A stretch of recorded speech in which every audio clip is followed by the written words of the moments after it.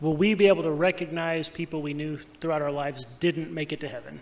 Yeah, like, am I going to look around and go, wow, I really thought Jeff would be here. It's so strange. I believe so. Kind of the point of everything is for God to get glory. And one thing that is hard thing to struggle with, and one of the things where we like to put our own, I guess, sensibilities and ideas before God, is that the people who do not get to go to heaven, the people who go to hell, are being justly and righteously punished. I guess as sad and maybe sorrowful as that might be on one level, to our human sensibilities, the fact that the wicked are being punished is an example of God's righteousness, his holiness, and his justice, and so that would give glory to God. I mean, in heaven, free of all the corruption and selfish, sinful nature that we have, our eyes and our understanding, our hearts will be open, and we'll probably comprehend that a lot better than we could explain it here. I've heard people answer that question by talking about when Jesus mentions a rich man and a beggar who both die and go, but kind of hesitate to read that in his theology because, I mean, it's a parable. But in his story, they're both there and aware of each other. And they actually communicate. Like I said, I hesitate to really get dogmatic on that as theology because Jesus was using a parable.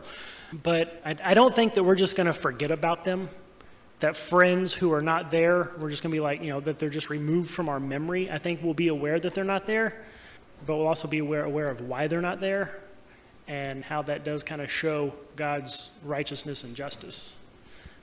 Trying to find the verse, and I can't, where it speaks of heaven and there will be no sorrow. I think I don't know, is a good answer for this one as well. But in my opinion, I think that I'm going to be so engulfed with how awesome and how great that God is that I'm not really going to worry about a whole lot of other stuff. I think that we will be singing his praises. To me, I think the only way, I don't know is the answer to that, but to me, if I'm thinking of those that aren't with me, that's going to make me sad.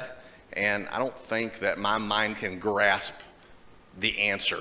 But I think that God's going to be so awesome and so wonderful that it's not really going to matter to me. Imagine being to a party.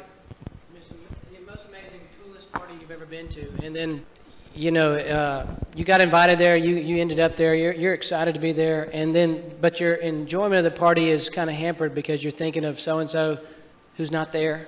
But so-and-so was also invited, but so-and-so didn't want to come, kind of thing. And how, to me, it'd be such almost an insult to whoever hosted the party for you to be not having fun because of that. It kind of like when I hear the no more tear thing, I kind of feel like that the overwhelming joy of heaven will override. And I'm not saying that our memory banks will be erased, about those people, but I just don't think that we'll be able to go to that place of saying, I wish you were here, or that kind of thing. I think it's going to be flooded with the positive, like, I can't believe I'm here kind of thing. So, glory to you, King of all days. Glory to you in the highest place.